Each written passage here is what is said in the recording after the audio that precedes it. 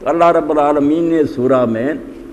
واقعات بھی جو بیان فرمائے وہ بھی، مگر خلاصہ 10 پہلی آیتوں میں اور 10 آخری میں نے اسی لیے ان کو پڑھا ہے۔ 3 قصے اللہ نے اس صورت میں بیان کیے۔ اصحاب الکہف کا قصہ کہ غار میں چلے گئے، کئی سو سال سوئے رہے بغیر کھانے پینے کے، اللہ نے زندہ کیا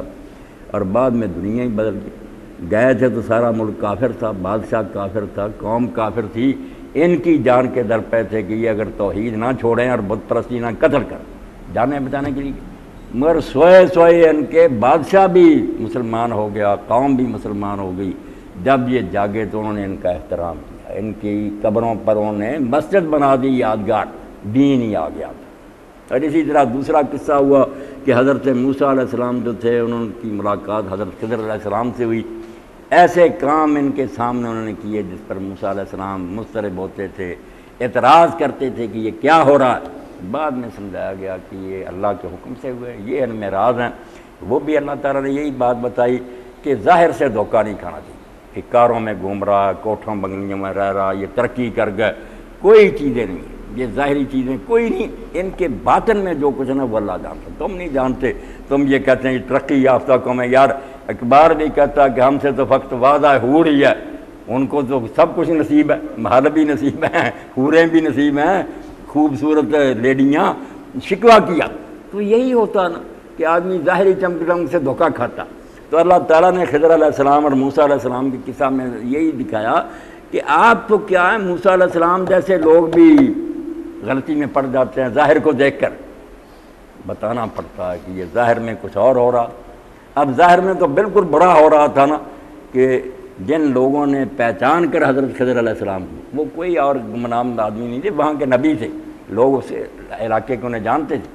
کشتی والوں نے احترام کیا، انہوں نے کہا ہم کوئی نہیں کرایہ لیں گے، آپ کو مفت سوار کریں۔ جب موسیٰ علیہ السلام نے دیکھا کہ انہوں نے ایک پھٹا توڑ دیا،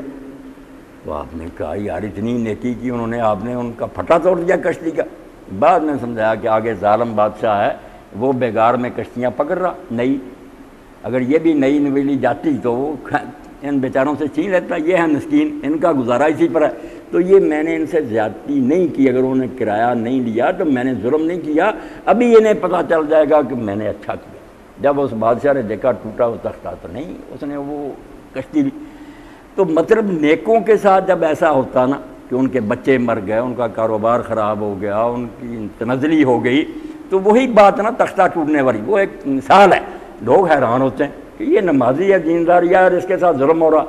دوسری طرف وہ دیکھتے ہیں کہ جن ظالموں نے کھانا نہیں دیا، انہوں نے کہا یار ہم مسافر ہیں، میں کھانا، تو بستی والوں نے کھانا نہیں دیا، تو ان کی ایک دیوار جو گر رہی تھی خضر علیہ السلام وہ بنانے لگے۔ تو موسیٰ علیہ السلام نے کہا ان کم بختوں کے ساتھ یہ نیک سلوک، کھانا نہیں دیا مانگے پر آپ ان کی دیواریں بناتے پھرتے ہیں، اور بنانی بھی تھی تو مزدوری مانگ لیتے ان سے، ان نامرادوں کے ساتھ اچھے سلوک کا کیا جواز ہے؟ وہ بھی سمجھایا گیا کہ یہ بھی آپ دیکھتے ہیں کہ ان کے بروں کے ساتھ نیک سلوک، بروں کے نہیں۔ یہ دیوار جو ہے نا، یہ ایک نیک آدمی تھا، اس کے 2 یتیم بچے ہیں، اس کے نیچے خزانہ ہے، دیوار گر جاتی ہے، ظالم بے ایمان لوٹ کر لے جاتے۔ تو مطلب یہ تینوں قصے جو بعد میں ذوالقرنین کا بھی آپ اگر پڑھیں گے تو ایمان بالغیب جس کی اللہ دعوت دیتا ہے نا کہ جو آنکھوں سے نظر آتا ہے اسی میں نہ گم ہو جایا کرو،